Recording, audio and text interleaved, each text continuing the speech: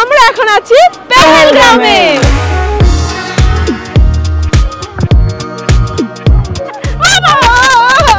হলিউডের সিনেমার মতো লাগছে। যে এজেন্সি থ্রু এসে জঘন্য একটা এজেন্সি। আল্লাহু আকবার।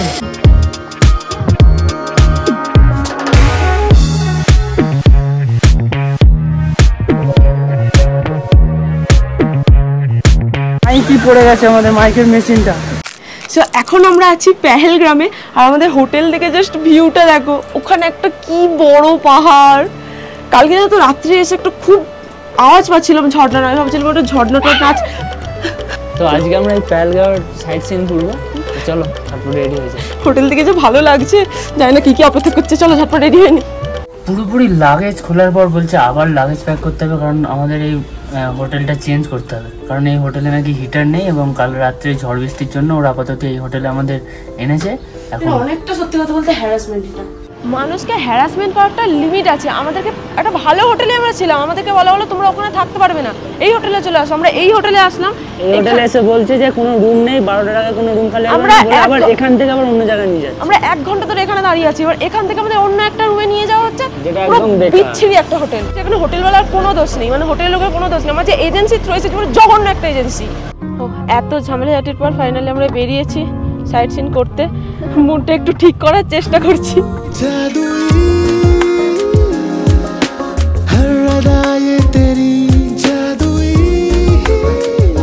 ভিউটা কেমন লাগছে খালি বলো। দারুণ লাগছে, ভাষায় প্রকাশ করার মতো নয়।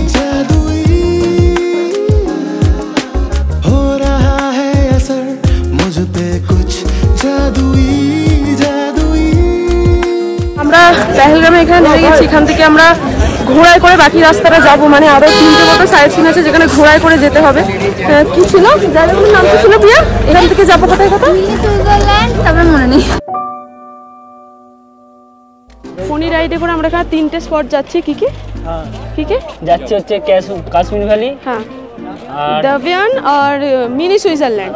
এখানে পার হেড 2400 টাকা করে বলছিল, বাট আমাদের প্রচুর পরিমাণে বার্গেনিং করা হয়েছে। 5 জনের কত হলো? আছি তো 5 জনের কত হলো? 8000। 5 জনে 8000 যাচ্ছে। এবার আরো কম করতাম, কিন্তু এরা এই চশমা চক্করে মাইন্ডটা ডিস্টার্ব করে দিল না। 7000 নামে আনতে কত ঘোড়া খালি দেখো এখানে, মানুষের থেকে ঘোড়া বেশি এখানে।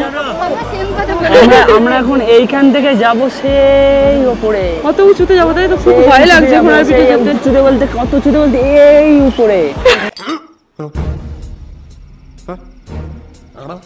এরপরে আমরা সবাই একে একে ঘোড়ার পিঠে চড়ি, আর আমার এটা ফার্স্ট টাইম এক্সপিরিয়েন্স ছিল, তাই আমি ভীষণ হয়েছিলাম।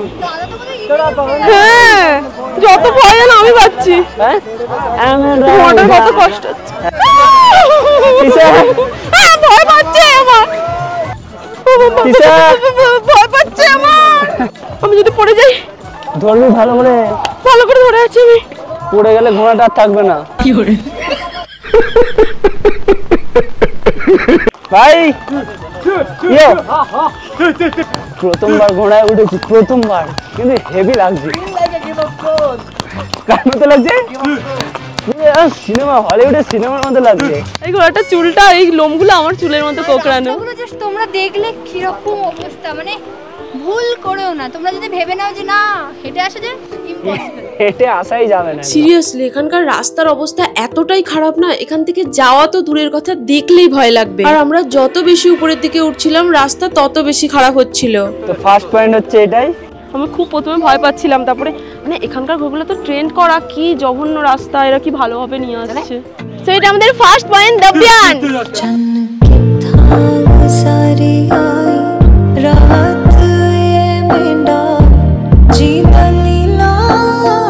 তো ফার্স্ট পয়েন্ট আমাদের দেখা হয়ে গেছে, এবার যাচ্ছি সেকেন্ড।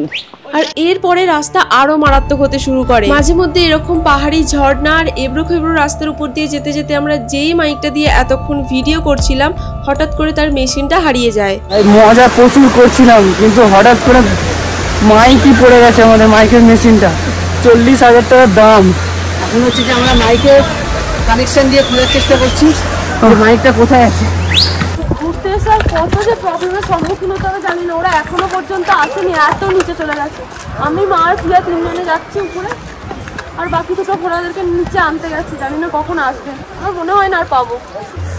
তো আমরা তো মিনি সুইজারল্যান্ডের এখানে এসে গেছি, আমি জানি না ওরা এখন কখন এসে পৌঁছাবে, ওরা এখনো আসেনি, ওরা মাইকটা খুঁজতে খুঁজতে অনেকটা নিচে চলে গেছে, কখন আসবে জানি না। এখানে প্রচণ্ড ঠান্ডা লাগছে, এখানে আসার মানে সত্যিকার পার্সোনাল এক্সপিরিয়েন্স থেকে বলছি, যদি আমাকে জিজ্ঞাসা করো আমি দ্বিতীয়বার এখানে আসবো না।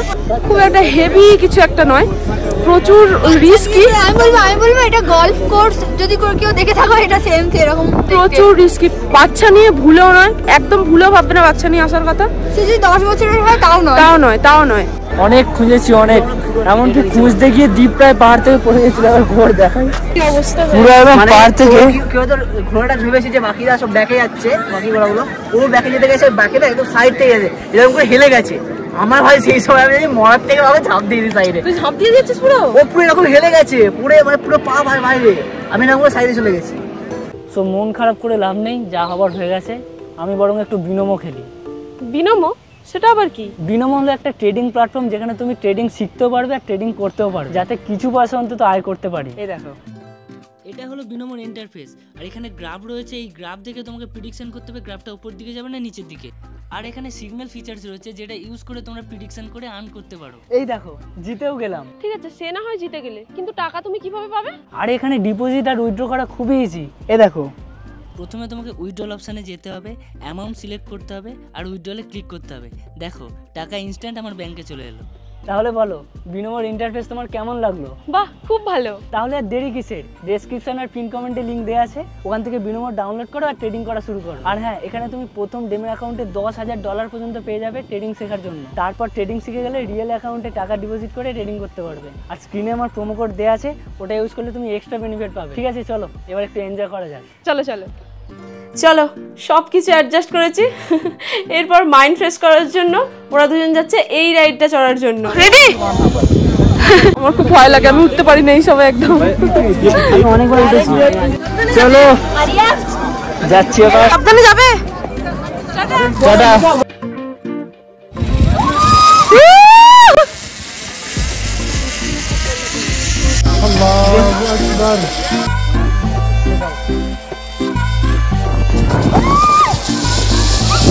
এটা আমার ফার্স্ট এক্সপিরিয়েন্স ছিল, আর এটা জাস্ট অসাম। চারপাশের প্রকৃতিটা এতই সুন্দর লাগছিল যা ভাষায় প্রকাশ করা যায় না।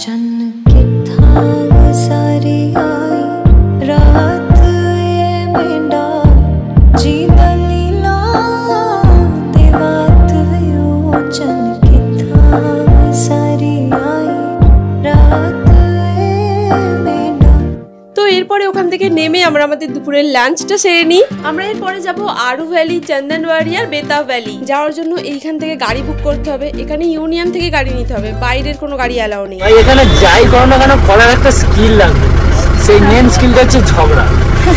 মানে ঝগড়া করলে তোমার পয়সা কমবে, ঝগড়া না করতে পারলে ভালো লুটে নেবে। কত ঝগড়া করে 4,000 টাকা বলেছিল গাড়ি ভাড়া, ঝগড়া করে 2300 টাকা এসেছে। আমরা এখন আছি আরু ভ্যালিতে, আর ভিউটা কি সুন্দর।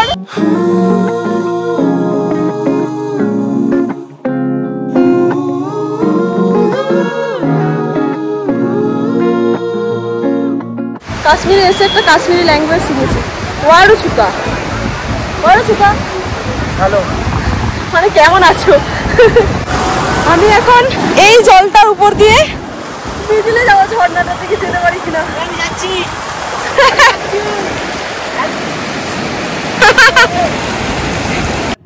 कैसे लोग रहते हैं यार यहाँ पर। আমি ঝর্ণার মিডিলটাতে চলে এসেছি, ওরা সব ওই দিকে আছে, কি ভালো লাগছে। আর জলটা যা ঠান্ডা, বাপরে প্রচুর ঠান্ডা জল। ও আসছে, ওই আরে এসে গেছে। तेरी बातों से चढ़ रहा है नशा, दीवाना दिल मदहोश हो गया। তো এরপরে এই সুন্দর দৃশ্য দেখতে দেখতে আমরা রওনা দিই চন্দনওয়াড়ি যাওয়ার জন্য। আর যাওয়ার পথে অ্যাজ ইউজুয়াল প্রিয়ার আবার শরীর খারাপ করে যায়, কারণ পাহাড়ে ঘুরতে যাবে আর প্রিয়ার শরীর খারাপ করবে না, এটা হতেই পারে না। আরু ভ্যালি থেকে আমরা এখন এসেছি চন্দনওয়াড়ি। এখানে বরফ আছে। তো ফাইনালি বরফ দেখতে পেলাম, কিন্তু বরফগুলো একটু নোংরা। সামনে গিয়ে দেখি। তোমার মতো गजब बेइज्जती है। ফাইনালি বরফ কত, সেই নিচ থেকে আমরা উঠে এসেছি, অবস্থা খারাপ হয়ে গেছে। মন বলছে যে হবে।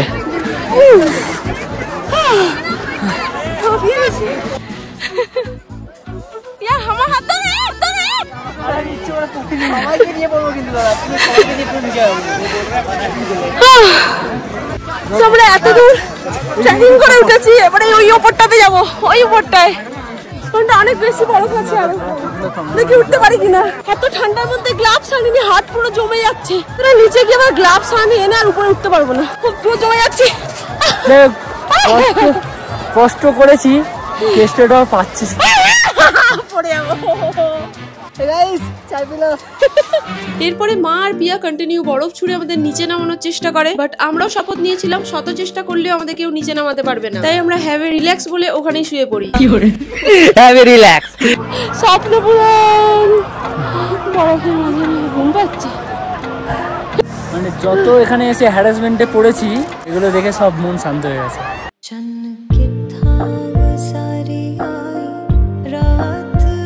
এই যেখানে রোদটা দেখছো, জাস্ট 2 মিনিট আগে পর্যন্ত ঠিক ওই রকম জায়গায় রোদটা ছিল, আর 2 মিনিটের রোদ এসে গেছে এখানে। মানে সূর্য কত তাড়াতাড়ি ডুবছে পাহাড়ের পিছনে, সেটা একদম স্পষ্ট বোঝা যাচ্ছে। পুরো ভিজে অবস্থা খারাপ হয়ে গেছে, আমার জামা প্যান্ট পুরো ভিজে গেছে। চলো রেস লাগে, কে আগে যেতে পারে। না দাদা আমি হেরে গেছি আগে।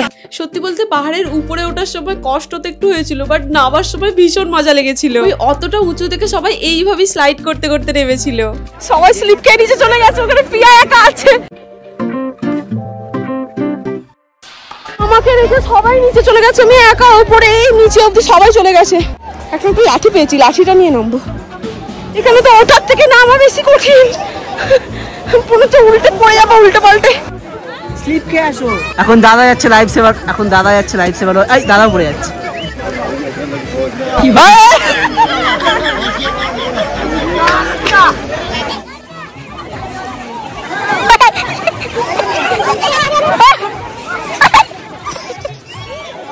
কি করছিস বলো তো? হিরো আনতে গিয়ে 10 বার পড়ে গেল আগে। ঠিক আছে, এই হাত থেকে আমি অনুভব করতে পারছি না। তোমাদের সাজেস্ট একটা যে অবশ্যই গ্লাভস অবশ্যই পরে আসবে। Tata bye bye. নিচে যাই আগে, এখন ক্যামেরা চালিয়ে নিচে যেতে পারছি না। উপর থেকে নামার পর আমরা সবাই গরম গরম 1 প্লেট করে ম্যাগি নিয়ে নিই। 15 টাকার ম্যাগি 70 টাকায় খাচ্ছি, 11,000 ফুট উঁচু।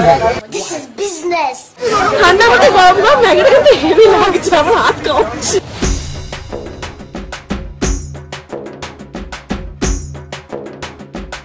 তো খাওয়া দাওয়া শেষ করে এবার হোটেলে ফেরার পালা। এখন ঘড়িতে প্রায় 7টা বাজতে যায়, আর বাইরে এখনো এত আলো।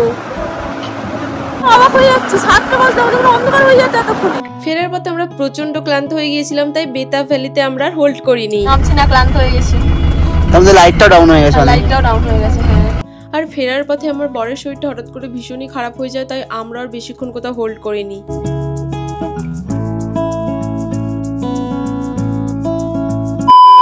তো এসে আমাদের প্রচন্ড ঠান্ডা লেগেছে। এখানে আমাদেরকে হোটেল থেকে একটা কাশ্মীরি হট ড্রিঙ্কস অফার করা আছে, খাচ্ছে, এটা খেলে গা গরম হয়ে যায়। খেতেও হেভি, দারুণ খেতে।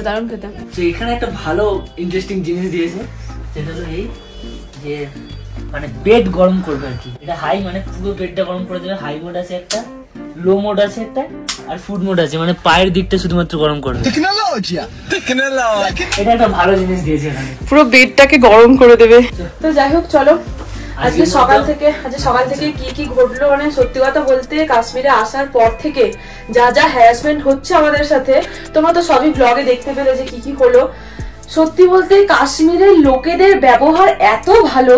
প্রত্যেকটা, আমরা 2টো হোটেল চেঞ্জ করলাম, আসার সময় আরো একটা হোটেলে আমাদের ঝামেলা হয়েছে। ড্রাইভার থেকে শুরু করে এমনকি নর্মাল রাস্তার লোকজন, র্যান্ডম তোমার রেস্টুরেন্টের লোকজন, প্রত্যেকটা লোকের ব্যবহার ভীষণ ভালো। আমাদের এজেন্সির কথা আর না বললেই মানে আমার মুখে আনতে চাইছেন এজেন্সির নাম। তো যাই হোক, ব্লগটা আজকে এখানে শেষ করছি, দেখা হচ্ছে পরের ভিডিওতে। Tata, good night.